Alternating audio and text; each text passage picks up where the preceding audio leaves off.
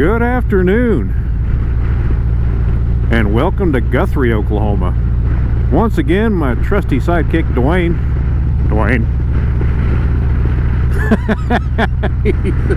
He saw me do it this time.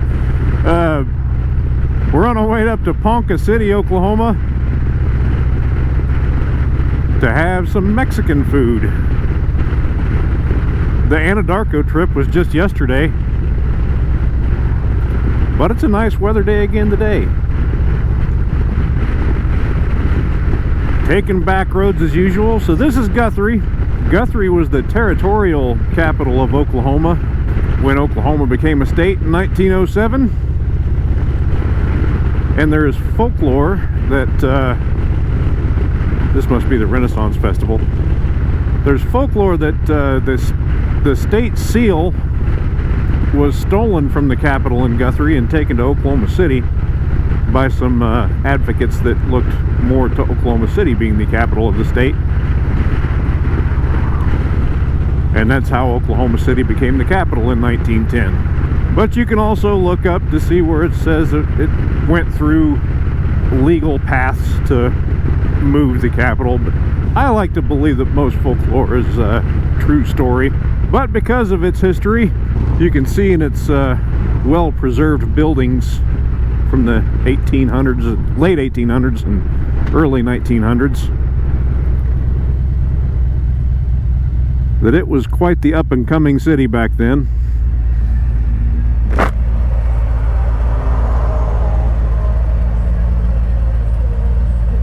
I've never actually seen it myself, but Guthrie also has the largest Masonic cathedral in the United States, I think is the story of that. But it's supposed to be a pretty cool little historic place. I need to stop by there and check it out sometime.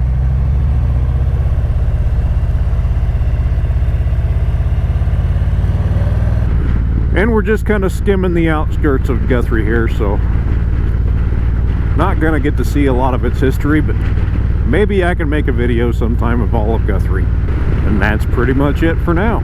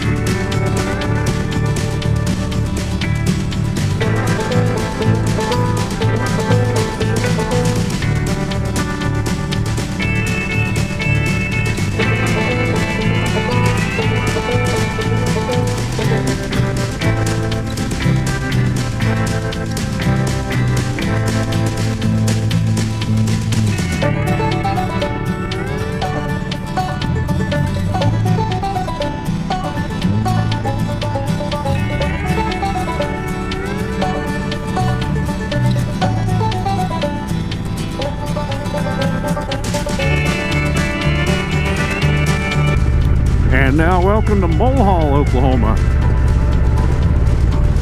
Named for Colonel Zachary Mulhall, known for his role in the Chisholm Trail. Chisholm Trail was a big cattle drive trail. This was one of the major stops.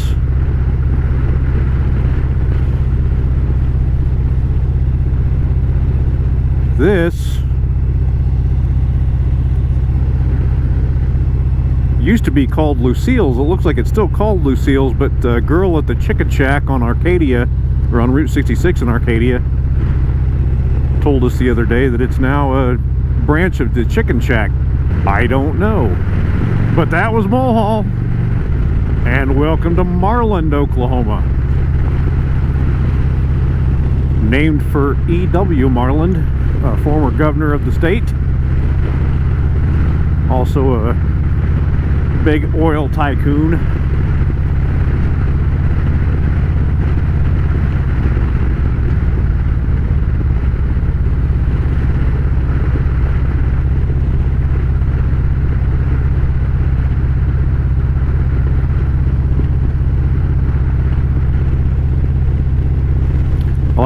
water towers like that. I don't know how old they've got to be wrought iron.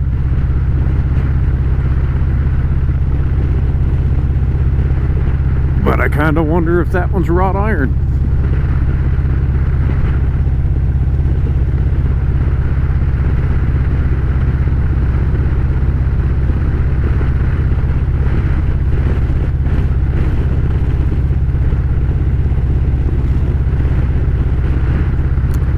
And that was Marlin.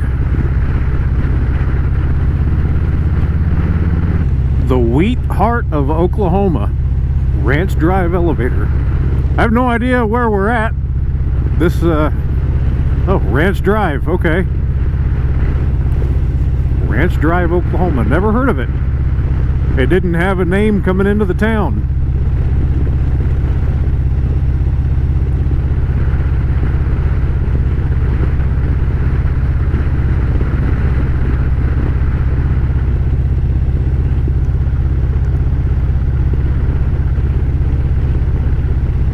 That's a CB antenna.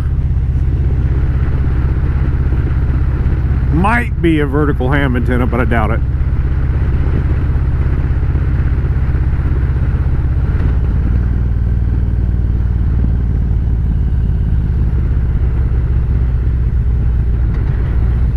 Interesting.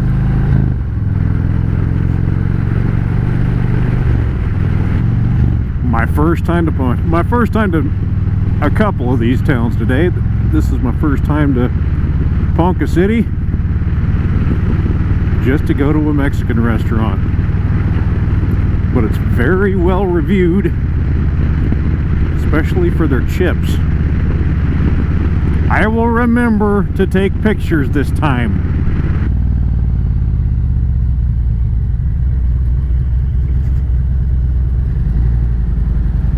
Enrique's.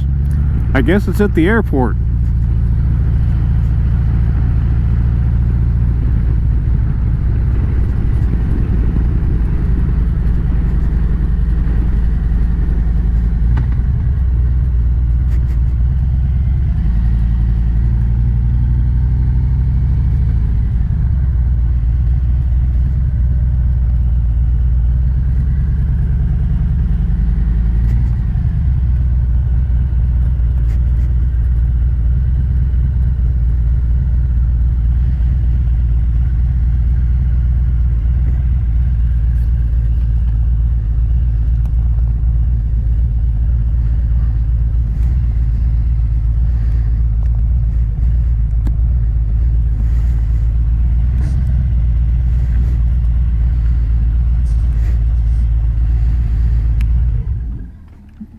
All right.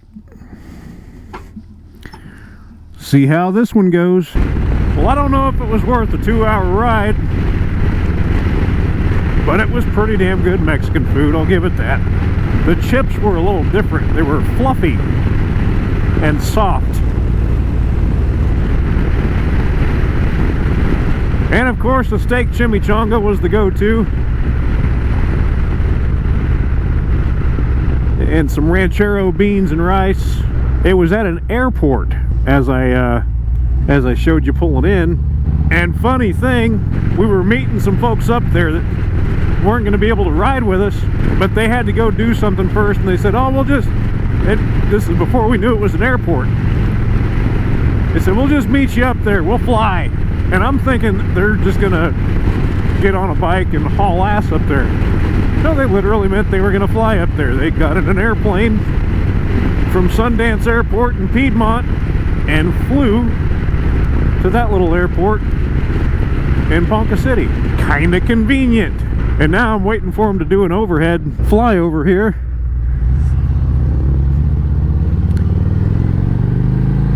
So anyway, we're going back a different route. We're going down through Stillwater on 177.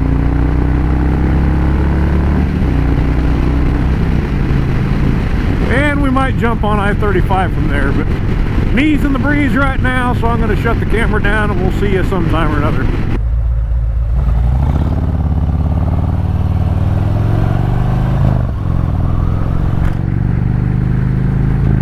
Well, the plan was to take 2-lane roads all the way home, but made it to Stillwater and my eyes were getting heavy.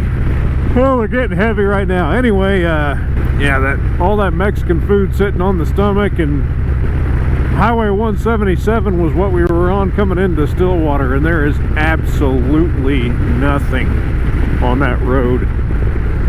And it's super straight, super flat, super smooth, not good for the full belly. So we went around Stillwater, got on Highway 51, and jumped on I-35 and hauled ass back to 44, back to Bethany. I didn't lose Dwayne. Dwayne split off from me at where I-44 cuts south. He's going down to I-40, heading back to El Reno. And I'm about 3 or 4 minutes from the house, so decided not to record as much of the ride on the way back this time. Maybe we can get a shorter video out of it, and that saves more locations for another ride. You might get bored with them if I keep showing you the same places. Yeesh. So I appreciate you riding along, and we'll see you next time.